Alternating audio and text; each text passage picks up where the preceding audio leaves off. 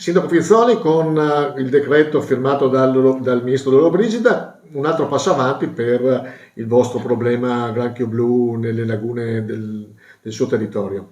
Sì, è un passo avanti molto importante, un'altra piccola battaglia in questa guerra drammatica che riguarda la lotta al granchio blu e che naturalmente è ancora e pone in una condizione drammatica il nostro territorio.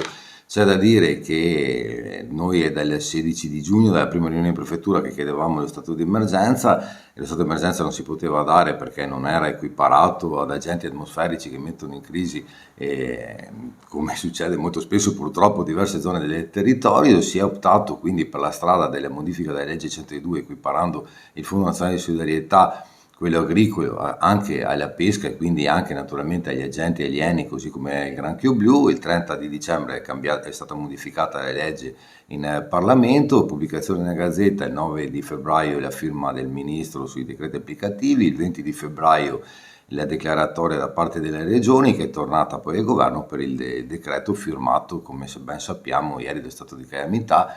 Oggi la palla passa naturalmente a tutti coloro che si devono adoperare, dalla regione all'INAIL, all'INPS, a tutte alle banche. Perché deve arrivare la moratoria dei mutui, lo spostamento anche di una parte dei contributi fiscali, e poi c'è, ripeto, andremo comunque ad attingere il Fondo Nazionale di Solidarietà, che credo che sia un'azione comunque importante. Ecco, voi avete deciso di fare un tavolo con tutti gli attori per decidere questo.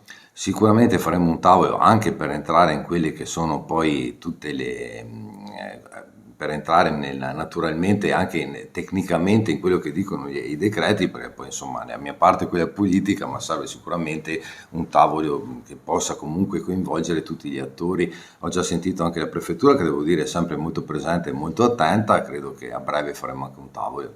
Ecco, avete sentito anche i rappresentanti dei pescatori, del consorzio, delle cooperative? Sì, credo che fosse una delle cose che attendavamo da un po' e di cui abbiamo messo anche pressione per velocizzare la questione. Devo dire che comunque dal cambio della legge al 30 di dicembre ad oggi che siamo a metà marzo, insomma i tempi tutto sommato amministrativi ci stanno. Dopo chiaramente per le esigenze della gente che è a casa da lavorare capiamo ben tutti che insomma anche un giorno diventa importantissimo. Noi pescatori ci aspettiamo che effettivamente sia la volta buona, che questo stato di emergenza sia veramente stato approvato. Stiamo sempre guardinghi, aspettiamo logicamente che vengano attivate tutte le procedure per accedere a questo stato di emergenza. Avevamo riscontrato nelle passate riunioni che avete fatto degli attriti all'interno delle 13 cooperative che fanno parte del consorzio. Questo decreto riuscirà ad appianare i vari attriti che ci sono stati? Questo decreto sicuramente darà un aiuto a tutti, indistintamente a tutte le 14 cooperative.